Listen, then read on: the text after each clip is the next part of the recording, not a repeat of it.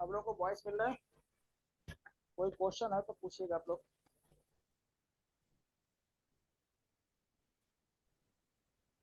Sir. हाँ बताइए। हाँ बताइए क्या है तो। सर ये थोड़ा टाइम ना ज़्यादा हो रहा है हमें घर पे, और खाना बनाने का टाइम भी होता है सर। अच्छा अच्छा। और हम तो कितने दिन से क्लास लेते नहीं, लास्ट वाली। ये तो आगे बढ़ा दीजिए, 6:30 से कर दीजिए, अगर इतना लंबा करना है। अच्छा लंबा हो जा रहा है आपको?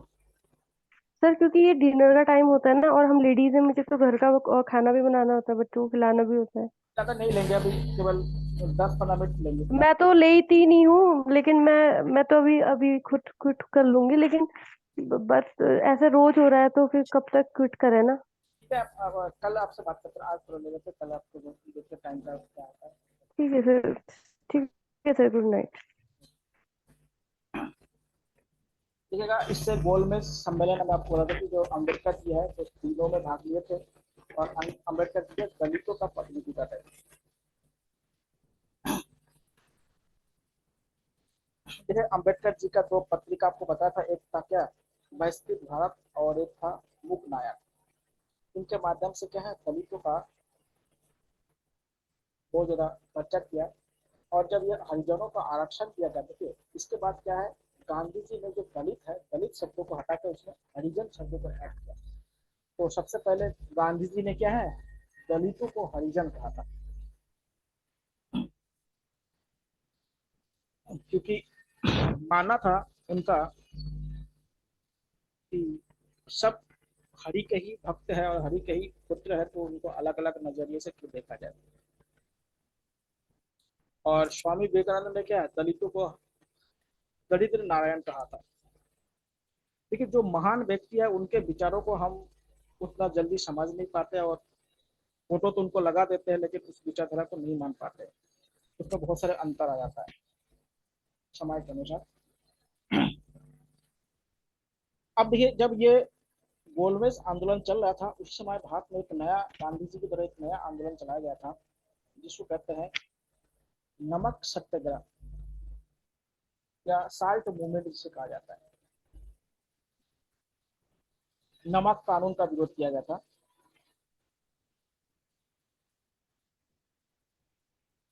नमक आंदोलन भी कहते हैं इसको, या इसे डांडी मार्च भी कहते हैं, या इसे सविनय अवज्ञा आंदोलन भी कहा जाता है।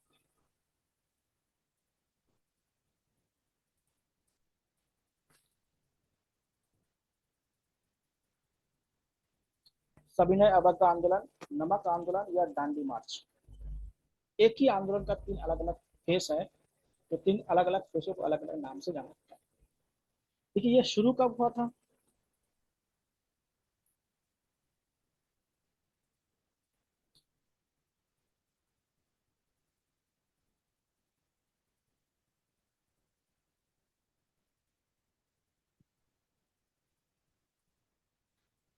12 मार्च को।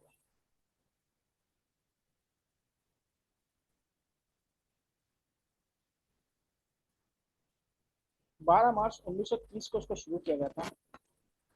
विरोध क्या था? जो नमक था, या जो साल्ट से कहते हैं, उसको जो टैक्स बढ़ा दिया गया था, उसका विरोध कर रहे थे। यानी नमक कानून को तोड़ना उद्देश्य क्या था? नमक कानून का विरोध।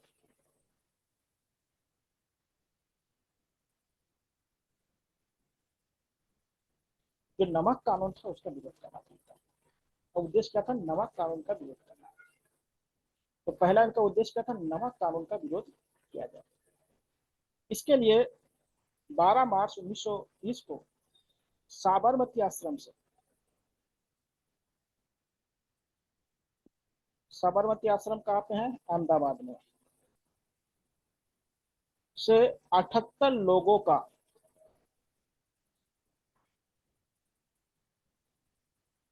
सत्याग्रही करिए के साथ आंदोलन शुरू। आप लोग बताइएगा कि इस आंदोलन में उत्तराखंड के दो व्यक्ति शामिल था, उन दो व्यक्ति का नाम बताइएगा। जो नमक आंदोलन था या डांडी मार्च था, इसमें उत्तराखंड के दो व्यक्ति भी शामिल थे इसमें, तो उनका नाम आप लोग बताइएगा। उत्तराखंड के रहने वाले हैं तो थोड़ा सा नॉलेज होना चाहिए। तो शुरू किया। 6 अप्रैल को गुजरात का एक जिला है नवासारी, यहाँ पहुंच गए। गांधी जी ने नमक कानून को तोड़ा, कानून को तोड़ा। हाँ जी। ठीक है। नमक पे टैक्स बहुत ज्यादा था, क्योंकि टैक्स इसलिए ज्यादा था कि उनके पास क्या होता है, सरकार का एकाधिकार था। सरकार का क्या था, एकाधिकार। और गांधी जी ने इस मुद्दे को भी थोड़ा सा हाईलाइट इसलिए किया क्योंकि हर व्यक्ति से जुड़ा हुआ था। जो लोग भिखारी है वो भी नमक खाते हैं, तो किसी से भी अगर बात करेंगे तो उसका विरोध नहीं करेगा। अभी चुनाव है तो सरकार ने एक नया नियम ला दिया, महिला आरक्षण। अब अगर किसी भी महिला से अगर वो चुनाव कभी ना भी लड़े, तो उनसे अगर ये पूछा जाए कि महिला आरक्षण सही है या गलत है, तो कोई महिला ये नहीं बोलेगी तो गलत है। चाहे वो चुनाव लड़े चाहे ना लड़े, वोट देती होगी नहीं देती होगी, उससे कोई मतलब नहीं। अगर किसी महिला से पूछा जाए अगर महिला आरक्षण सही है गलत है, तो बोलेगा महिला आरक्षण होना चाहिए, चाहे वो चुनाव लड़े चाहे ना लड़े। नमक को इसलिए मुद्दा बनाया गया था कि हर व्यक्ति को जरूरत है इसका। या और भी बहुत सारे मुद्दे था, लेकिन वो बड़े बड़े मुद्दे थे, और ये क्या था, छोटे मुद्दे थे लेकिन सभी लोगों से जुड़े हुए मुद्दे। इसलिए गांधी जी ने इस मुद्दे को उठाया और 78 सत्याग्रही को लेकर क्या ये आंदोलन शुरू कर दिया था। कहाँ से कहाँ तक, साबरमती आश्रम से लेकर नवासरी तक। गुजरात के जिला है नवासरी, वहां तक नहीं। 12 मार्च को शुरू किया था और 6 अप्रैल को पहुंचा। और इसमें जो टोटल जो यात्रा था, इसमें 240 मील का यात्रा था।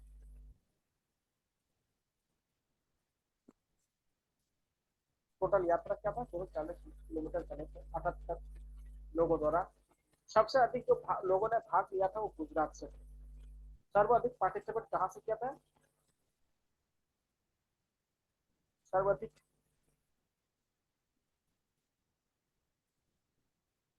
सत्याग्रही कहाँ से थे, गुजरात से। ये क्वेश्चन भी पूछा गया, गुजरात से। जब नमक कानून को गांधी जी ने हटाया तो अंग्रेजों ने बहुत सारे लोगों को गिरफ्तार कर लिया। जब बहुत सारे लोगों को गिरफ्तार कर लिया, तभी क्या था, एक समझौता हुआ, इसे दिल्ली समझौता कहा जाता है। 5 मार्च 1931 को क्या है, एक समझौता हुआ था। तो क्या है, दिल्ली समझौता या दिल्ली पैक्ट कहा जाता है, जो गांधी जी और लॉर्ड इरविन के बीच में हुआ था। किनके किनके बीच हुआ था, गांधी जी और लॉर्ड इरविन के बीच में हुआ था। किनके बीच में हुआ था, गांधी जी और लॉर्ड इरविन के बीच में।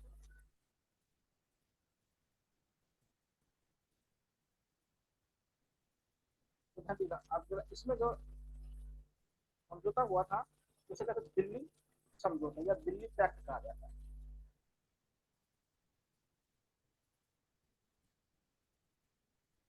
या समझौता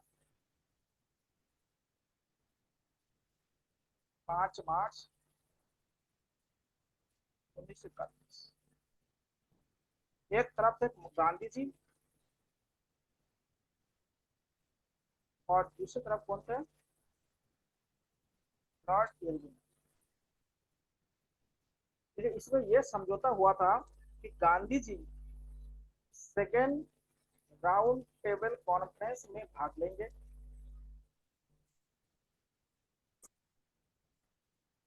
सबसे बड़ा मुद्दा ये था। और आप लोगों ने सुना होगा एक कहावत सुनी होंगे, कि लोग कहते हैं कि जब ये जो दिल्ली पैक्ट हुआ था 5 मार्च को, तो गांधी जी ने इस समझौता में भगत सिंह को छोड़ने के लिए क्यों नहीं बोले थे। ये बहुत बार आप लोगों को सुनने को मिला होगा। तो देखिए इसमें बात को उठाया गया था, लेकिन भगत सिंह खुद बचना नहीं चाहते थे। अगर गांधी जी अगर कुछ छुड़वाना चाहे तो फिर भी भगत सिंह नहीं आते वहां। मतलब भगत सिंह के माता पिता को बोल दिया गया था कि आप माफीनामा कर दीजिए, भगत सिंह को छोड़ देंगे, तो भगत सिंह ने माफीनामा नहीं किया। ध्यान दिया। द्वितीय यानी सेकेंड राउंड टेबल पे कॉन्फ्रेंस में भाग लिया गांधी जी ने, भाग लेंगे ये समझौता हुआ था। और जो जेल में बंद थे, जिन्होंने कोई गंभीर अपराध नहीं किया है, तो ऐसे आंदोलनकारी को छोड़ दिया जाएगा। यानी सामान्य आंदोलनकारियों को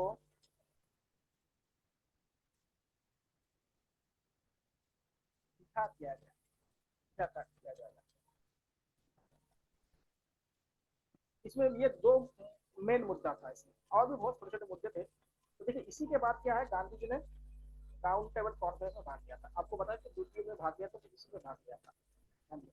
इसी को क्या कहते हैं, दिल्ली पैक्ट कहा जाता है या दिल्ली समझौता कहा जाता है। बहुत बार क्वेश्चन पूछा है, ध्यान रखिएगा। किन किन के बीच में, गांधी जी और लॉर्ड इरविन के बीच में।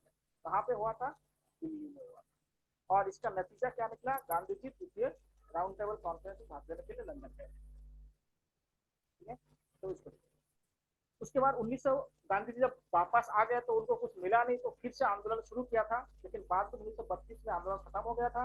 और 1932 में गांधी जी क्या है, 1932 में गांधी जी ने एक संघ बनाया था, हरिजन सभा बनाया था। क्या बना था, हरिजन सभा बनाया था। और हरिजन नमक पत्रिका शुरू किया था। नमक क्या है, पत्रिका। तो हरिजन नमक पत्रिका किसके द्वारा शुरू किया गया था, गांधी जी द्वारा शुरू किया। कब, 1932। हरिजन सभा बनाया गया था गांधी जी द्वारा। तो हरिजन शब्द को किसने दिया था, गांधी जी। हरिजन शब्द को किसने दिया था, गांधी। ठीक है, हरिजन जो शब्द दिया था वो गांधी जी द्वारा दिया गया था। और उन्हें हरिजन नामक एक पत्रिका भी शुरू किया था, हरिजनों के उद्धार के लिए। छुआछूत का सभ्यता विरोध उन्होंने किया था। गांधी जी का व्यक्तित्व थोड़ा सा अलग था, वो सबको लेकर चलने वाले थे। इसलिए अम्बेडकर जी और गांधी जी के विचारधारा में कभी एकजुटता नहीं हुआ। गांधी जी का मानना था हमारे हाथ के 5 उंगलियां हैं, सभी एक जैसे हो नहीं सकते। अम्बेडकर जी का मानना है अगर कोई उंगली अगर बड़ा है, उससे अगर समाज के जो उंगली छोटा है उसका अगर हानि हो रहा है, तो बड़े उंगली को क्या है, दब के रहना चाहिए, मतलब अपने अधिकार को छोड़ देना चाहिए। जैसे मंदिरों में प्रवेश करने की बात है, उसके बाद जल, कुएं से जल पीना, तो ये अम्बेडकर बोलते हैं कि ये करना सही नहीं है, ये गलत चीज है। गांधी जी बोलते हैं कि ये इसको धीरे धीरे करो, एक साथ खत्म नहीं होगा। गांधी का मानना था ये जो कुरीतियां है समाज में, वो एक साथ खत्म नहीं होगा, इसको धीरे धीरे खत्म किया जा सकता है, लोगों में क्या करके धार्मिक या जातीय समन्वय के माध्यम से खत्म किया जा सकता है। लेकिन अम्बेडकर जी का मानना था कि जो कुरीतियां है या ऑर्थोडॉक्स है, उसको क्या है, कानून के माध्यम से समाप्त करना। इसलिए देखिएगा, अम्बेडकर जब कानून मंत्री बने थे, तो उन्होंने संविधान में ऐसे ऐसे एक्ट डाले हैं जिनमें से कानून के माध्यम से इन चीजों को बंद करने की बात है। अगर मान लेते अम्बेडकर जी की जगह पे कोई दूसरा व्यक्ति अगर संविधान निर्माता होते, तो शायद इतने कठोर कानून दलितों और महिलाओं के खिलाफ, मतलब पक्ष में नहीं बना पाते। अम्बेडकर जी केवल दलितों के खिलाफ, मतलब दलितों के समर्थन में कानून नहीं बनाए, महिलाओं के खिलाफ। आज अगर हिंदू कोड बिल अगर अम्बेडकर जी नहीं लाते, तो हिंदू कोड बिल, तो आज भी महिलाओं का, हिंदू जो महिलाएं हैं उनका बहुत ही दुर्दशा होता है। क्योंकि इसमें एक शादी का बात किया गया है, संपत्ति में महिलाओं को अधिकार दे दिया गया, बेटे और बेटियों में क्या है, समानता की बात की गई, तलाक के सारे नियम कानून उनमें फिक्स किया गया। ये अगर नहीं लाते हिंदू कोड बिल, तो आज भी हिंदुस्तान की जो महिला है उनका बहुत डेवलपमेंट नहीं होता। जिंदा तो रहते, लेकिन डेवलपमेंट इतना नहीं हो पाता। तो इसमें अम्बेडकर जी का क्या है कि कानून के माध्यम से उन्होंने इनको इन्फोर्समेंट करने के बाद किया। और गांधी जी का मानना था कि हृदय परिवर्तन करके मनवाओ। लेकिन सभ्य समाज में ये हो सकता है, लेकिन जहाँ पे समाज ही सभ्य नहीं है, वहाँ पे हृदय परिवर्तन काम नहीं करता है। और अम्बेडकर जी का मानना था हृदय परिवर्तन लोगों में होता होता कुछ नहीं है, वो जब परिस्थिति के अनुसार बदल जाते हैं। इसलिए क्या है, उसको कानून के रूप में स्थापित कर दो कि अगर वो करेगा उसको दंडनीय अपराध माना जाएगा। इसलिए क्या अम्बेडकर जी और उनके बीच में क्या है, गांधी जी के बीच में मेन अंतर था, गांधी जी क्या है, हृदय परिवर्तन पर ज्यादा फोकस किया था और अम्बेडकर जी कानून पर ज्यादा फोकस किया था। क्योंकि खुद अम्बेडकर जी क्या है, कानून के बहुत बड़ा विशेषज्ञ।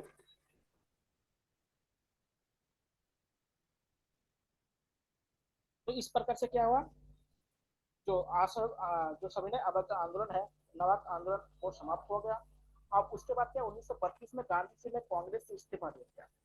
उसके बाद उन्होंने गांधी ने कभी कांग्रेस की सदस्यता नहीं किया था कि इस आंदोलन को भी क्या गांधी ने बीच में रोक दिया था। तो उसके बाद भी लोगों ने इसका आलोचना किया, तो आलोचना करने के बाद उन्होंने कांग्रेस से इस्तीफा दे दिया और उन्होंने एक स्टेटमेंट दिया कि गांधी मर सकता है लेकिन गांधीवाद कभी नहीं मर सकता है, गांधीवादी जो विचारधारा है वो कभी मर नहीं सकता। तो इसके बाद उन्होंने नया स्टेटमेंट उन्होंने, तो ये क्या हुआ कि आपके नमक आंदोलन पथ का सफर आप लोगों ने तय किया। अभी देखिए दो तीन इंपॉर्टेंट चीज रह गया। एक था क्विट इंडिया मूवमेंट, ये बहुत हो गया इंपॉर्टेंट टॉपिक है। उसके बाद आपका क्रांतियों सरकार है, उनका एक टॉपिक रह गया है। और एक टॉपिक है सुभाष चंद्र बोस, जिसको आजाद हिंद फौज है। ये तीन टॉपिक बहुत इंपॉर्टेंट है जो आगे आपको पता है। कौन कौन से टॉपिक है, क्विट इंडिया मूवमेंट, भारत छोड़ो आंदोलन हो गया, और अलग अलग राज्यों में जो कांग्रेस की सरकार बनी थी उसके बारे में पढ़ना है, और आपका आजाद हिंद फौज के बारे में पढ़ना है। तो आज हम नया टॉपिक नहीं शुरू करेंगे, आज यहाँ पे खत्म करते। कोई क्वेश्चन है तो आप लोग बता सकते हैं, किसी का कोई क्वेश्चन है? सर मेरा ज्वाइन नहीं हो पा रहा था ना सर, पूना पैक्ट को एक बार समराइज कर दीजिए थोड़ा सा। चलिए ठीक है, पूना पैक्ट। देखिए पूना पैक्ट ये हुआ था ना कि पूना पैक्ट में जब कम्युनल अवार्ड में क्या हुआ था कि जब अंग्रेजी गवर्नमेंट ने दलितों को जो पृथक निर्वाचन अधिकार दिया गया था, नहीं सेपरेट राइट जब दिया गया था, तो गांधी जी इसका विरोध कर रहा था। गांधी जी का मानना था कि इससे दलित क्या है, हिंदुओं से अलग हो जाएंगे। तब गांधी जी ने क्या है, पूना जेल में क्या है, अनशन कर दिया था, भूख हड़ताल कर दिया था। तब अम्बेडकर यानी मदन मोहन मालवीय, जयकर और लोगों ने मिलकर के अम्बेडकर और गांधी जी का क्या मिलन करवाया था पूना जेल में। तो जब मिलन मिलन करवाया तो उसी में क्या है पैक्ट हुआ था, उसी पैक्ट में क्या कहते हैं, पूना पैक्ट कहा जाता है। समझे तो पैक्ट का मतलब समझौता कहा जाता है। और पूना पैक्ट पे क्या है, जो पृथक निर्वाचन की बात की गई थी उसको आरक्षण में बदल दिया गया। इसमें बदल दिया गया, आरक्षण में बदल दिया गया। क्योंकि आरक्षण और पृथक निर्वाचन अलग अलग चीज होता है। आरक्षण का मतलब होता है एक जिसको जिन समुदायों को आरक्षण दिया गया है वो व्यक्ति खड़ा हो सकता है चुनाव में, लड़ सकता है चुनाव, और सभी लोग उसमें वोटिंग करेंगे, बाकी जितने भी संप्रदाय के लोग हैं। लेकिन पृथक निर्वाचन में क्या है कि जिनको वो अधिकार दिया गया है जिस संप्रदाय को, वही लोग ही वोट कर सकते हैं, उसी लोगों में से कोई लोग खड़े होंगे। ये अंतर है। तो सबसे पहले आरक्षण जो दिया गया था जो दलितों को, वो 1932 में दिया गया था। पूना पैक्ट के माध्यम से दलितों को आरक्षण दिया गया। और जब ये आरक्षण दिया गया तभी गांधी जी ने क्या है, हरिजन सेवक संघ बनाया था। हरिजन सेवक संघ के माध्यम से क्या था, जो अस्पृश्यता था, जो कहते हैं अनटचेबिलिटी से कहते हैं, उसका उन्मूलन करने के लिए हरिजन नामक पत्रिका शुरू किया था। कौन सा पत्रिका शुरू किया था, हरिजन नामक पत्रिका। और हरिजन क्या है, दलितों को उन्होंने नया नाम दे दिया था। उसके बाद क्या हुआ, उससे पहले आपको बता था कि जो क्या कहते हैं, नमक आंदोलन हुआ था 12 मार्च को शुरू हुआ था 1930 को, और 6 अप्रैल को क्या है खत्म हुआ था।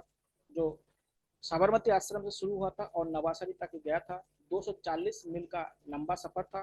78 लोग इसमें शामिल थे। उत्तराखंड से 2 लोग हैं, आपको बताया उनका नाम बताने के लिए। और सबसे अधिक लोग क्या है गुजरात से थे। और इनमें क्या है, नमक कानून को तोड़ना इनका उद्देश्य था, क्योंकि उस समय नमक पर क्या बहुत सारा टैक्स लगा हुआ था। और नमक क्या था, सभी लोगों से जुड़ा हुआ मुद्दा था। गांधी जी ने इसको उसलिए उठाया उस मुद्दे को। उसके बाद क्या होगा, जब नमक कानून तोड़ दिया गया तो बाद में क्या, गांधी जी और लॉर्ड इरविन के बीच 5 मार्च 1931 को एक पैक्ट होता है जिसको दिल्ली पैक्ट कहा जाता है। दिल्ली पैक्ट के माध्यम से क्या था, गांधी जी द्वितीय गोलमेज सम्मेलन के लिए भाग लेने के लिए लंदन गए थे, और जो व्यक्ति क्या था कम अपराध किए थे, सामान्य जो आंदोलनकारी थे, उनको क्या रिहा कर दिया गया था। और गांधी जी द्वारा क्या होता, नमक कानून के जो सविनय अवज्ञा आंदोलन है उसको वापस लिया गया था। फिर बाद में जब राउंड टेबल कॉन्फ्रेंस से जब गांधी जी वापस आए, तो उसके बाद हरिजन उद्धार के लिए वो लग गए और कांग्रेस से उन्होंने इस्तीफा दे दिया। यही तक हम लोगों ने बातचीत किया था। ठीक है, और कोई क्वेश्चन है तो बताइए। Thank you sir. और किसी कोई क्वेश्चन, और किसी का कोई भी क्वेश्चन है तो आप लोग पूछ सकते हैं, नहीं तो हम कल चर्चा करेंगे। ठीक है,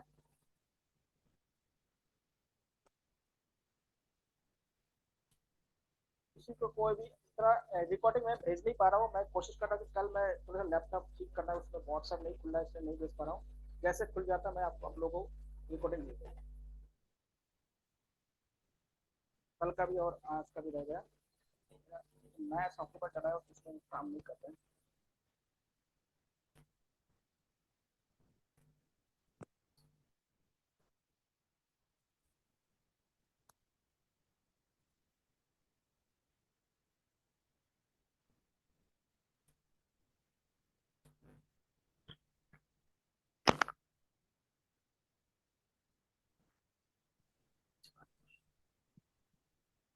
थैंक यू सर।